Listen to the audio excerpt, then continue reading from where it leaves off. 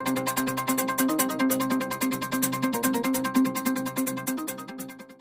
लोग जो ये वीडियो देख रहे हैं, चाहे नौकरी पेशा हो, बिजनेस ओनर हो या स्टूडेंट, किसी न किसी ने कभी न कभी ये जरूर सोचा होगा कि काश टीचर ने जो होमवर्क दिया है वो अपने आप ही हो जाए।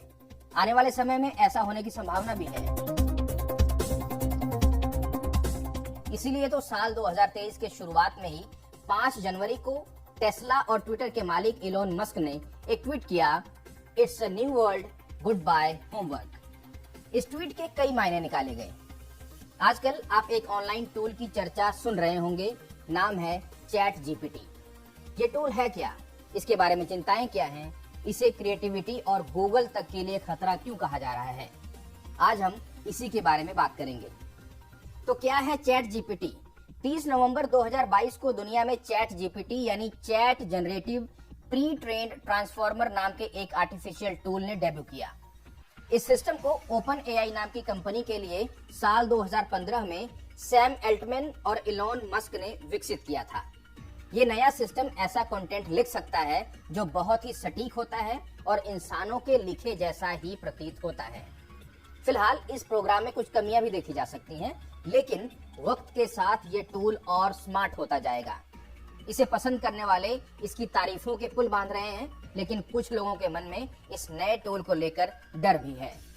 अगर आप इंटरनेट पर चैट जीपीटी के रिव्यू पढ़ेंगे तो बार बार खतरा शब्द का जिक्र मिलेगा। यानी लोगों का मानना है कि ये प्रोग्राम मानव मस्तिष्क को तेजी से कॉपी कर रहा है। अमेरिकी अखबार न्यूयॉर्क टाइम्स में हाल ही में छपे एक लेख के मुताबिक लर्निंग, शिक्षा, डिजिटल सुरक्षा, कामकाज और लोकतंत्र तक पर इस प्रोग्राम के असर की संभावना जताई गई है। चैट जीपीटी आपके हर प्रश्न का जवाब कुछ ही पलों में देता है। मसलन आप इस चैटबॉट से कहें कि शेक्सपियर के अंदाज में एक कविता लिखें, कुछ ही पल में आपको एक कविता लिखी हुई मिलेगी। कविता के स्तर पर बहस हो सकती है, लेकिन उसे लिखने की स्पीड पर नहीं। चैट जीपीटी लगभग 100 भाषाओं में उपलब्ध है, लेकिन ये अंग्रेजी में सबसे सटीक है। लॉन्च होने के 5 दिन के भीतर ही चैट जीपीटी के 10 लाख यूजर्स हो गए थे। ओपन एआई का कहना है कि इस चैटबॉट का इस्तेमाल सबके लिए मुफ्त रहेगा। कंपनी के इस बयान से लोगों ने कयास लगाने शुरू किए कि भविष्य में चैट जीपीटी के प्रोग्राम के लिए ओपन एआई पैसे लेने लगेगी। कंपनी ये भी कह चुकी है कि टेस्टिंग और रिसर्च के दौरान सॉफ्टवेयर कभी कभार गलत और भ्रामक जानकारियां दे सकता है। कंपनी ने यह भी कहा कि चैटबॉट के डेटा हिस्ट्री सिर्फ 2021 तक ही सीमित है। गूगल को चुनौती कैसे है? कई लोग इसे इंटरनेट पर जानकारियां जुटाने के लिए गूगल के एक छत्र राज को चुनौती बता रहे हैं।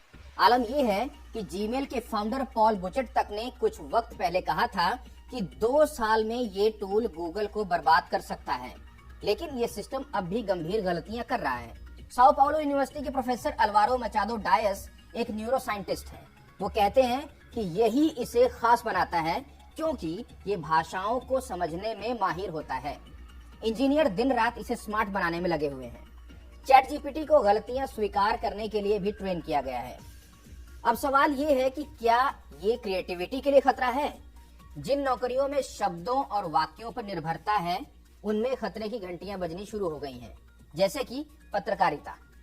अगर सिस्टम और बेहतर हुआ तो पत्रकारों की नौकरियां कम होंगी और संभवतः एक समय ऐसा भी आ सकता है कि जब उनकी जरूरत ही ना पड़े, क्योंकि हर आर्टिकल चैटबॉट ही लिख देगा। लेकिन जिस क्षेत्र में सर्वाधिक चिंता है वो है शिक्षा।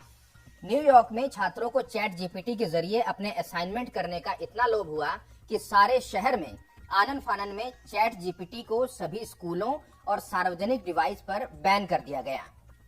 यूके में एग्जाम रेगुलेटर ऑफ क्वाल और शिक्षा विभाग इसका प्रयोग कहीं नकल के लिए ना हो पैनी नजर बनाए हुए है। ब्राजील की फेडरल यूनिवर्सिटी में एक रिसर्चर यूरी लिमा कहती हैं कि नई तकनीक छात्रों को साइबॉर्ग यानी आधे इंसान और आधे मशीन में बदल देगी। लीमा कहती हैं कि इस नई तकनीक की मांग है कि अध्यापक भी इसका ठीक से इस्तेमाल करना सीखें। ये कितना असरदार है इसे इस बात से समझें कि इस सिस्टम के उपलब्ध होने के 10 दिन के भीतर ही सैन फ्रांसिस्को के एक डिजाइनर ने 2 दिन के भीतर बच्चों के लिए तस्वीरों सहित एक किताब तैयार कर दी थी। डिजाइनर ने चैट जीपीटी के अलावा मिड जर्नी नामक प्रोग्राम से भी मदद के जरिए तस्वीरें जुटाई। साओ पाउलो यूनिवर्सिटी के प्रोफेसर अल्वारो मचादो डायस कहते हैं कि क्रिएटिविटी के लिए असाधारण टैलेंट की जरूरत होती है, लेकिन एल्गोरिदम की मदद से पैदा की गई चीजों से मनुष्यों में क्रिएटिव होने की प्रवृत्ति कम होगी।